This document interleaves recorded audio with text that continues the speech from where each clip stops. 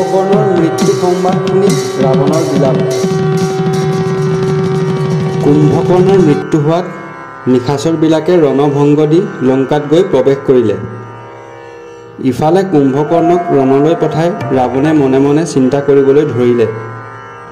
আজি কুম্ভকৰ্ণ ভাই ৰণলৈ গৈছে, তেওঁ ৰণত জিকিবই, কোনো শংকা নাই। দূতে আহি মোক জয় বাৰ্তা দিবহি, মই তাক বহু ধন দি তুখিম। নগৰত নানা মংগল আচৰণ কৰি ভ্ৰাতাক গৈ আগবঢ়াই আনিমগৈ। ৰণৰ বেশ আঁতৰাই দিব্য বেশ পিন্ধাই দুই ভাইয়ে একে আসনতে বহিম। বন্ধুসকলে নানান উৎসৱ কৰিব।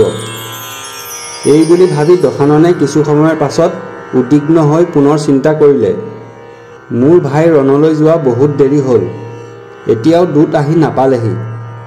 ৰণৰ কথা একো বুজিব পৰা নাই।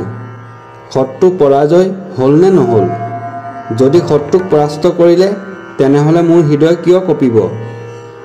এনেকৈ ভাবোঁতে চিন্তুতে আকাশৰ পথত কোলাহল শুনিবলৈ ধৰিলে। এয়া কি, এয়া কি? দেৱতা মুনিসকলে আকাশত জয় উচ্চাৰণ কৰিছে। ৰাক্ষসবিলাকৰ মুখত জয় উচ্চাৰণ শুনা নাই। মোৰ শংকা উপজিছে, সংগ্ৰামস্থলীত কিবা অঘটন ঘটিছে নেকি? এনেকৈ চিন্তা কৰি থাকোঁতেই দূতে আহি ভীত মনে কান্দি কান্দি সভাস্থলীত ক'লেহি, হে মহাৰাজ, তোমাৰ অনুজে ৰণৰ ভিতৰত বহুত ভালুক বান্দৰক মাৰিলে, পিছত ৰামৰ বাণত তেওঁ প্ৰাণ তেজিলে। দূতৰ মুখত মৰ্মভেদী খবৰ শুনি ৰাৱণ মূৰ্ছিত হৈ মাটিত ঢলি পৰিল। তাকে দেখি মহাপাৰ্শ্ব আৰু মহোদৰে ৰাৱণক উঠাই লৈ আসনৰ ওপৰত বহুৱালে। লংকাবাসীয়েও কুম্ভকৰ্ণৰ মৃত্যুৰ বাতৰি শুনি কান্দিবলৈ ধৰিলে।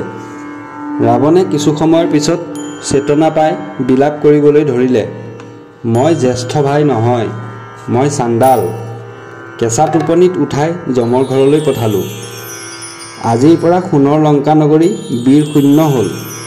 হে ভাই কুম্ভকৰ্ণ, তুমি মোৰ মহাবল আছিলা। হে মোৰ ভাই, তুমি ক'লৈ গ'লা? সোনকালে আহা, দুই ভাই মিলি যুদ্ধ কৰোঁগৈ। আজিৰ পৰা মোৰ সোঁহাত নাইকিয়া হ'ল। বিভীষণ ভাইয়ে মোক খাপ দি গ'ল, ধাৰ্মিকৰ খাপত এনে মনস্তাপ পালোঁ।